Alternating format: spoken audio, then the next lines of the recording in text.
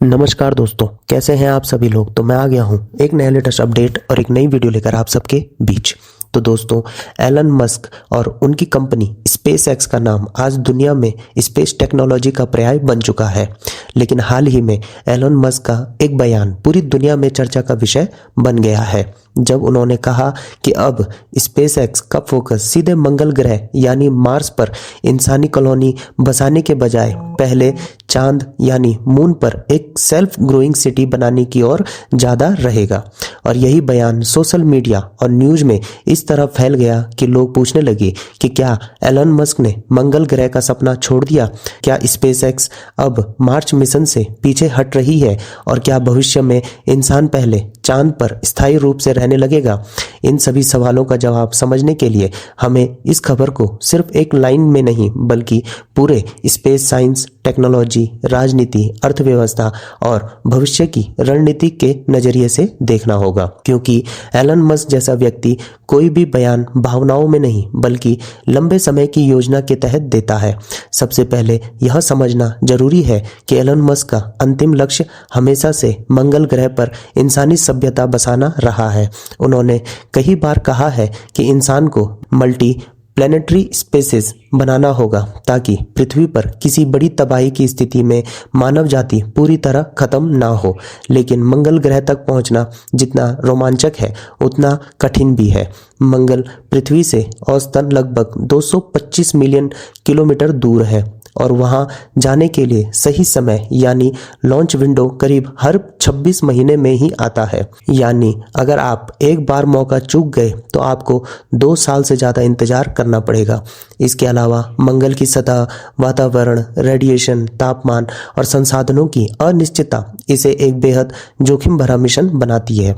यही कारण है कि एलन मस्क अब यह मानने लगे हैं कि मंगल से पहले चांद को एक टेस्टिंग ग्राउंड के रूप में इस्तेमाल करना ज़्यादा व्यवहारिक और समझदारी भरा कदम रहेगा।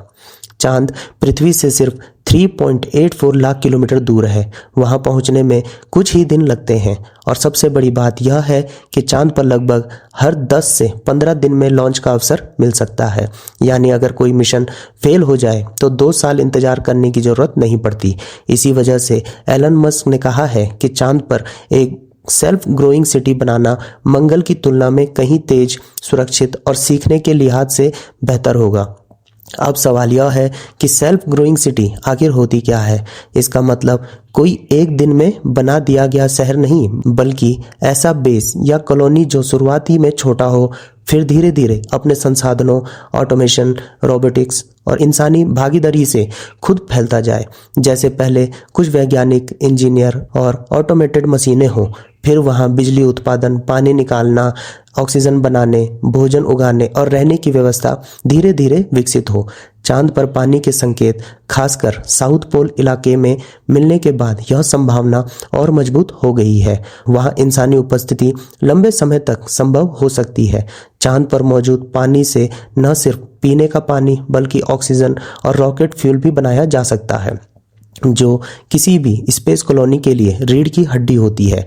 एलन मस्क और नासा दोनों मानते हैं कि अगर इंसान को भविष्य में मंगल पर जाना है तो पहले चांद पर ही रहना सीखना पड़ेगा, क्योंकि चांद एक तरह से प्रैक्टिस ग्राउंड बन सकता है जहां इंसान यह सीख सके कि पृथ्वी से बाहर कैसे जीना है, सीमित संसाधनों में कैसे सरवाइव करना है, रेडिएशन से कैसे बचना है और लंबे समय तक स्पेस में रहने का मानव शरीर पर क्या असर पड़ेगा। इसी वजह से नासा का आर्टेमिस प्रोग्राम और स्पेस एक्स का स्टारशिप प्रोजेक्ट अब चांद पर केंद्रित होता जा रहा है। स्टारशिप वही रॉकेट है जिसे एलन मस्क भविष्य में मंगल, चांद और उससे आगे जाने के लिए इस्तेमाल करना चाहते हैं। चांद मिशन में स्टारशिप का इस्तेमाल करके बार बार लैंडिंग, टेक ऑफ और रीयूज का अभ्यास किया जा सकता है, जो मंगल जैसे दूर मिशन के लिए बेहद जरूरी है। इसके अलावा राजनीतिक और आर्थिक कारण भी इस बदलाव में बड़ी भूमिका निभाते हैं। अमेरिका, चीन, रूस और भारत जैसे देश अब चांद को एक रणनीतिक क्षेत्र के रूप में देखने लगे हैं। चांद सिर्फ वैज्ञानिक रिसर्च का विषय नहीं रहा, बल्कि भविष्य में वहां खनिज, संसाधन, हीलियम 3 जैसे तत्व और स्पेस ट्रेड के लिए अहम केंद्र बन सकता है। ऐसे में अमेरिका नहीं चाहता कि चांद पर चीन जैसी ताकत अकेले प्रभाव जमाए, और यही कारण है कि नासा और स्पेसएक्स मिलकर चांद पर स्थायी उपस्थिति की ओर बढ़ रहे हैं। एलन मस्क का यह कदम सिर्फ वैज्ञानिक नहीं बल्कि जियोपॉलिटिकल भी है, क्योंकि जो देश या कंपनी पहले चांद पर मजबूत इंफ्रास्ट्रक्चर बनाए लेगी वही भविष्य के स्पेस इकोनॉमी को कंट्रोल करेगी। अब अगर हम आम लोगों के नज़रिए से देखें तो यह सवाल उठता है कि क्या यह खबर अतिशयोक्ति है? तो जवाब है नहीं, लेकिन इसका मतलब यह भी नहीं है कि मंगल मिशन रद्द हो गया है। एलन मस्क ने खुद साफ कहा है कि मंगल उनका अंतिम लक्ष्य है, लेकिन रास्ता चांद से होकर जाएगा। यानी पहले चांद पर रहना सीखेंगे, टेक्नोलॉजी को टेस्ट करेंगे, इंसानों और मशीनों को तैयार करेंगे और फिर उसी अनुभव के साथ मंगल की ओर कदम बढ़ाया जाएगा। अगर हम टाइमलाइन की बात करें तो एलन मस्क का मानना है कि चांद पर एक फंक्शनिंग सेल्फ ग्रोइंग सिटी अगले 10 सालों में संभव हो सकती है, जबकि मंगल पर इंसानी कॉलोनी बनाने में 20 से 30 साल या उससे भी ज़्यादा समय लग सकता है। इसका एक बड़ा कारण लागत भी है।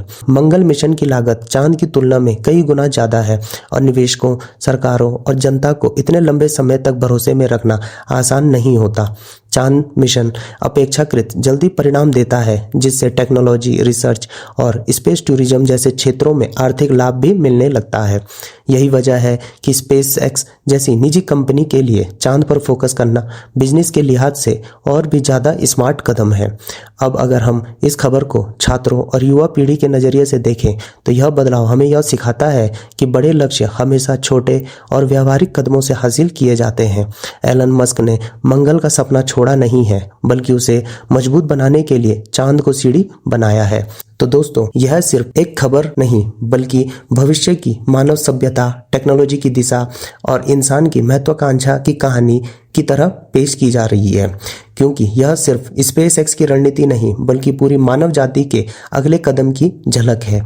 चांद पर इंसानी शहर का विचार हमें यह एहसास दिलाता है कि जो चीज़ें कभी विज्ञान कथा लगती थी वे अब धीरे धीरे वैज्ञानिक योजना बन चुकी है, और आने वाले दशकों में शायद इंसान पृथ्वी के अलावा किसी और खगोलीय पिंड पर भी सामान्य जीवन जीते हुए नजर आए। और यही वजह है कि SpaceX shifting focus from Mars to moon कोई छोटी खबर नहीं बल्कि आने वाले भविष्य का संकेत है। तो दोस्तों, आप लोगों को क्या लगता है? तो अपनी राय कमेंट बॉक्स में जरूर दें। तो आज के लिए इतना ही। मिलता हूं मैं दोबारा एक नई वीडियो और एक नए लेटेस्ट अपडेट के साथ। तब तक जुड़े रहिए। धन्यवाद। जय हिंद, जय भारत।